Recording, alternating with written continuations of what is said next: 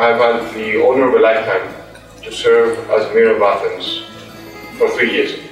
I'm the youngest mayor in the history of Europe's oldest city. I'd like to tell you that I don't think that anything we have done is as important as what we have done when it comes to harm reduction. Nothing compares. Nothing. Because this is at the end of the day about human life, and it's at the end of the day about the right of humans to reclaim their lives.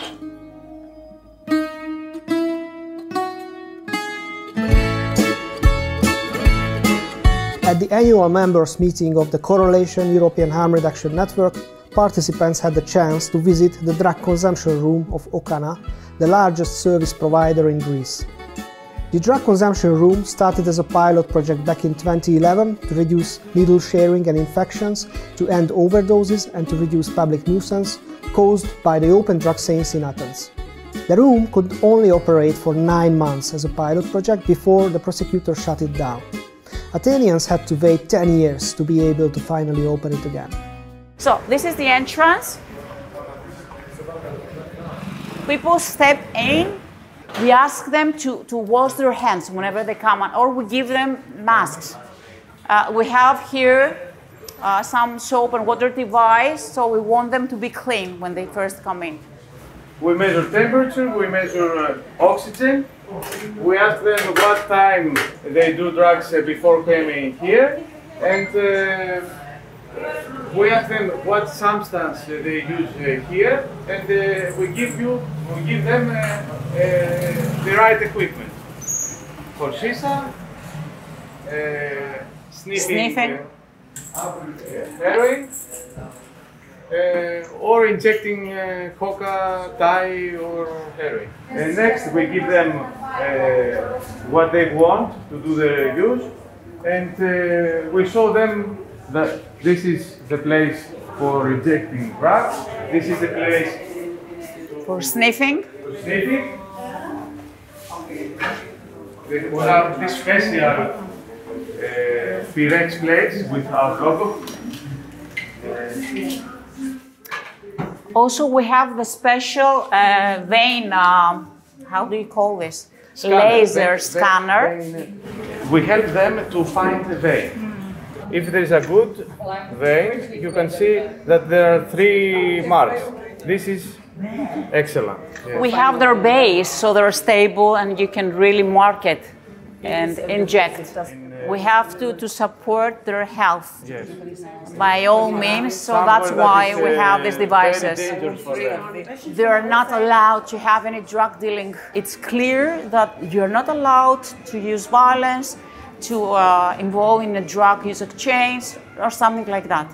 Mr. Theοχάρη, you have to introduce yourself. The president of ΟΚΑΝΑ, you may already know him. We have a DCR, the first DCR in Southeastern Europe. All this support came with very, very good and great political support, meaning that we had the first citizen of the country, the president of the Hellenic Republic, who came and inaugurated the DCR. I don't know whether there is another country that this happened, and this is a great success. We have the support of the Prime Minister. The Prime Minister paid a visit to the DCR, and it was a political commitment of his party to create a DCR, which is not also easy for a conservative party to have this so liberal option as political, let's say, commitment.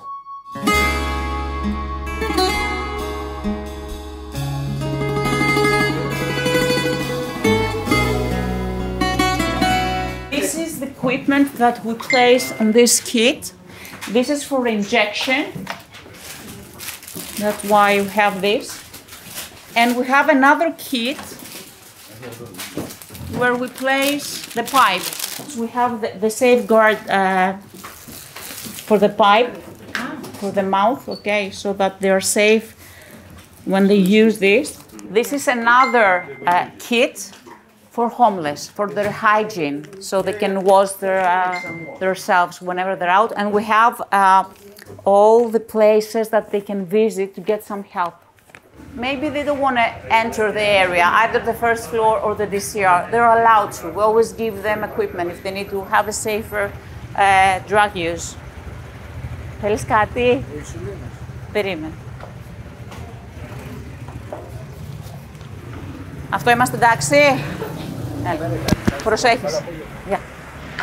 It's really important to show them that we have the naloxone kit here. It's very easy, it's simple, it's safe, we can use it. Everybody in ΟΚΑΝΑ, not only doctors, everybody in municipality, everybody in police, they can have a dose and they can use it. We have used here 45, 46 doses, not only here, but outside the streets. Do you give also naloxone to the user? No. No, you don't give them. It's not yet permitted by the law, but gradually we would like to expand that. Our thought was to have this naloxone as a take-home naloxone, as a naloxone that they can use, the peers, the family, the friends, all people can use it. Till now we have only the professional, at least we have this because we didn't have this in the past, and this is a great weapon for us because we have this weapon, but we need to move on. I think that the government is ready to do a step forward. How is the relationship with the neighborhood? Actually, it's very good because prior to opening, I used to have visits and really sensitize them towards what we're going to do. They were really afraid that, oh, you're going to gather all these people, we're going to have problems outside and so on. And I said, no, that's the opposite. When we open, nobody's going to stay outside. Whenever there is a problem, they give me a call because they know me personally, the whole neighborhood. And things have changed, have bettered for them. Can you explain us what shisha is and how this market evolved in Athens? Shisha is crystal methamphetamine. What was important is that through correlation, we had as Praxis the opportunity to work in a joint project back in 2014 and to try to trace new psychoactive substances in Greece. So shisha, which is practically it's not very new, but homemade shisha, homemade crystal methamphetamine in Athens was something new. So we traced some spots where it was manufactured in Athens in a very bad quality, producing very big problems in the health of the people consuming it. What proportion of the people that you see are among migrant populations? I would say that at this point, almost 30 to 40% are migrants. Oh, really? There are lots of people out there. And mostly Pakistan and Afghanistan. Yes, yes. And sometimes we ask for translators that come along with us while we're doing street work. This use came from some migrants' flows that we had, and these people created also some material that they use. We said we will not distribute only syringes, we will distribute pipes for their use, because we saw that the pipes were very thin and they were cracking very easily and they were creating lots of things in their mouth. We started giving them pipes, and we have almost 6,600 pipes given to them with special mouthpieces and not to transmit these diseases. This is another area, a separate area for shisha smokers. So there are 4 seats you can see. We close it and it's pretty safe. We have lots of people who need and demand this kind of support. Yes, it's closed. Yeah. There is a special fan yes, here. To clean the air. And here you can see we have the kitchen, so they can prepare something, they have a snack, they drink, showers for disabled people as well, a laundry, Here's the terrace where they can stay and relax for half an hour after the drug use.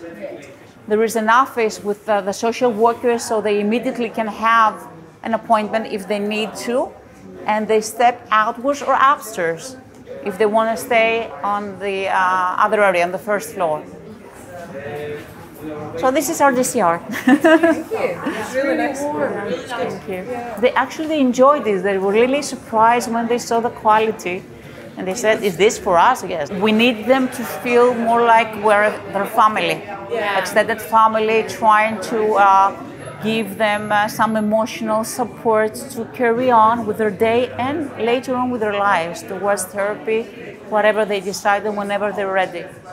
Once they want to prolong their staying in this center and they have used the DCR, they may come on the first floor.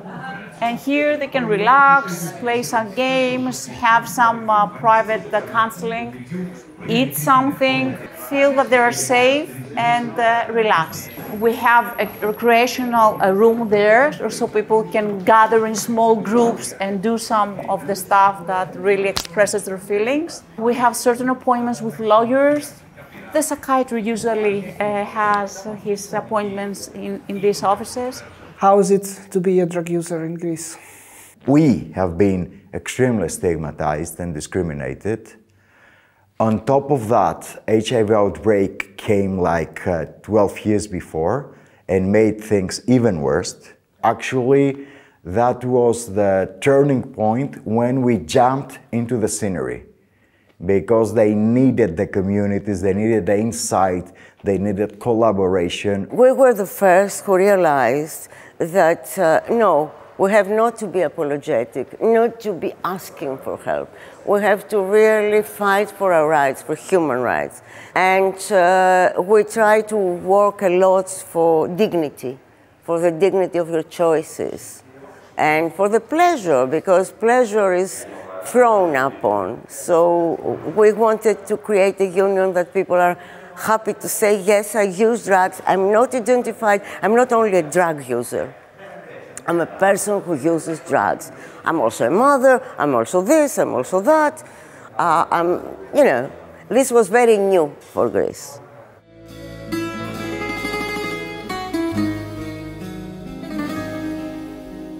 There was an alarming need to offer this kind of services to these people for many years. I should say that COVID was the major thing that triggered the experts, the people from the health ministry, to help these people. I remember when everything was closed due to the quarantine, I went to the main office and said, these people are going to die. Yeah. They don't even have water to drink, and all the stores are closed. There are no rest, nothing. So we started doing some street working. Here is the hardcore places. Yeah. Okay, it's the center of the city. The open drugs. Yeah, it's the shelter and the day center that we have. And so the ministry is right in the center of everything you do. Yes. So do you have a lot of opiate and benzo use, or is it just purely opiate? Yes. Yeah, because that's a big, and street benzos, so synthetic benzos. Everything. Yeah. And sisa and crystal meth.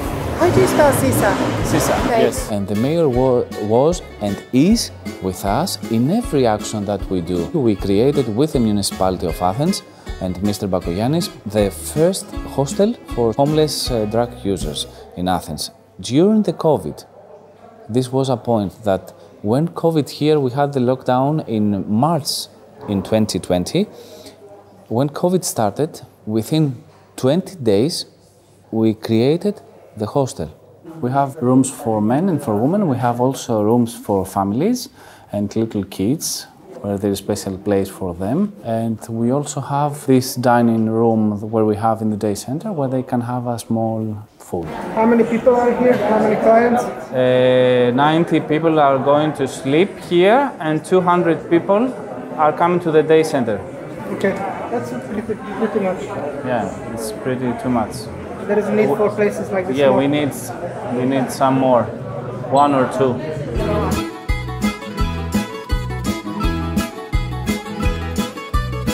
So So we're waiting in a few months 5 mobile units this year.